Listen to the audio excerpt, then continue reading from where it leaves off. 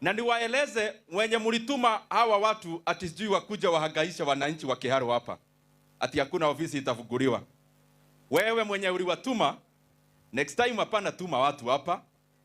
Next time jirete hapa, tuonane na wewe macho kwa macho.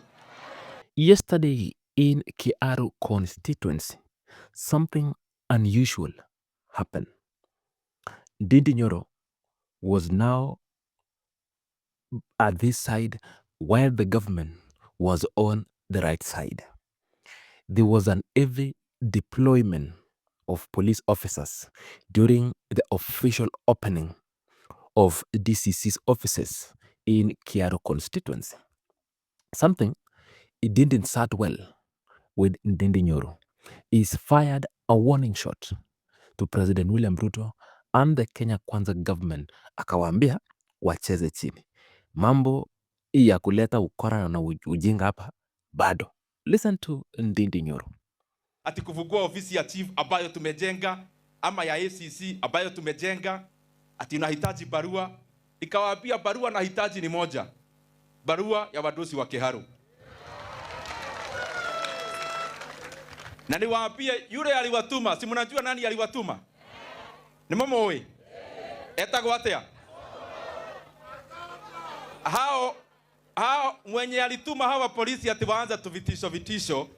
Niwaambie vita haiko hapa. Ngoja tu mtaona maneno, mtajua mambo bado. Sawa sawa? Na niwaeleze wenye mlituma hawa watu ati sijui wakuja wahangaisha wananchi wa Kiharu hapa, ati hakuna ofisi itafunguliwa. Wewe mwenye uliwatuma, next time hapana tuma watu hapa. Next time jirete hapa, tuonane na wewe macho kwa macho. Hapa hakuna watu ya kutishatisha. Wasione ati mumenilea vizuri, mimi ninaheshimu watu, wafikiria sijui nini namna gani. Hiyo mambo ni bure kabisa. You know, the fallout between Ndindi Nyoro and the Kenya Kwanza government began some around a year ago after the impeachment of former Deputy President Rigathi Gachagua. And from then, Ndindi Nyoro went on silent. And yesterday, something came out and proof that the government of the day is ready to intimidate former allies.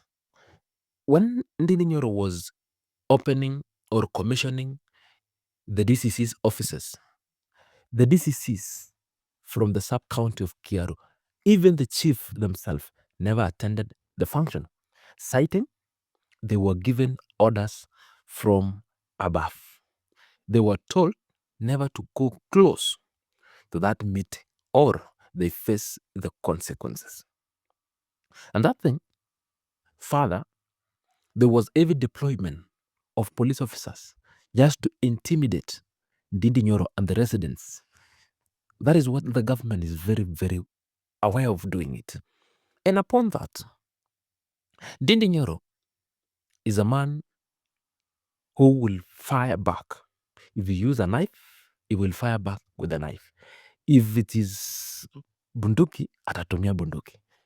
He told the police to go and tell the person aliwatuma next time he presents himself to the function that he is hosting, waonane naye macho kwa macho.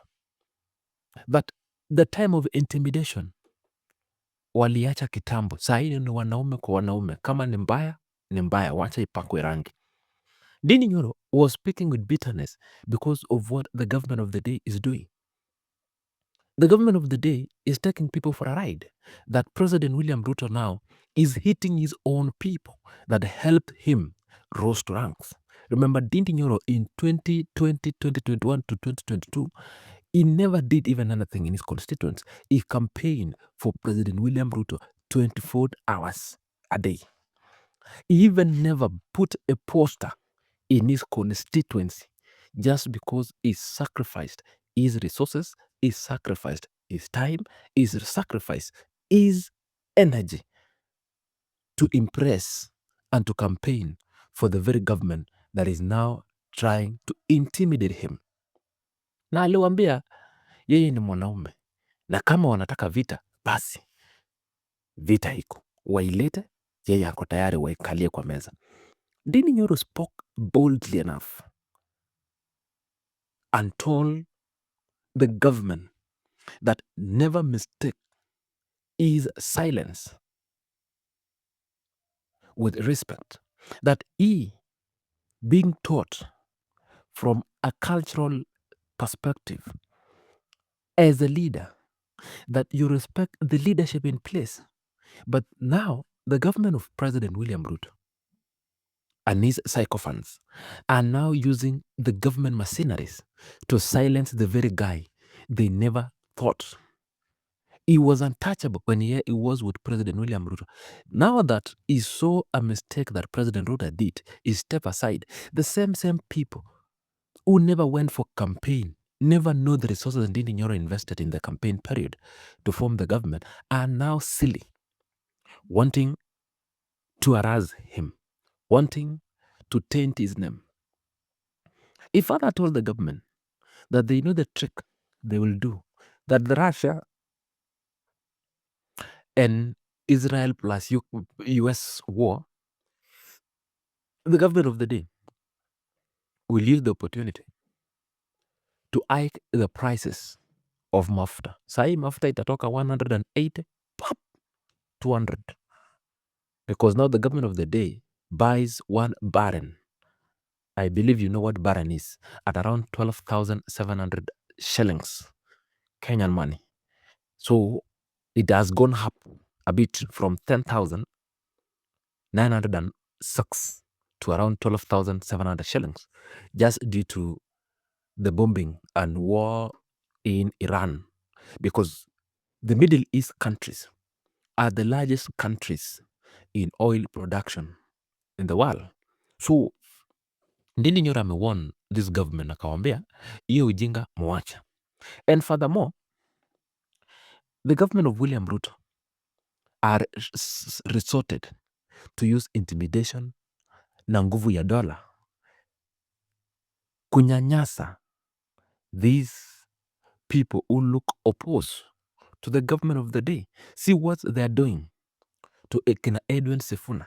See what they are doing to the likes of Rigathi Gachagua. They deploy a lot of police officers. Tear gas being looped for innocent Kenyans. They are creating that fear so that you don't go close to those leaders. But Ndindi Nyoro aliwaambia, mimi sistuki. Mambo ya vita itakoja. That if you want war, prepare well, because our armory is full for more than even 15 years of war.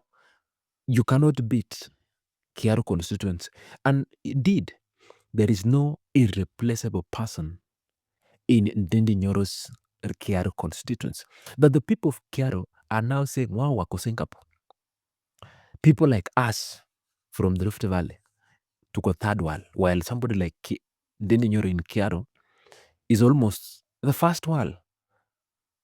That is what it means. And that is what the President William Ruto is getting a lot of headache.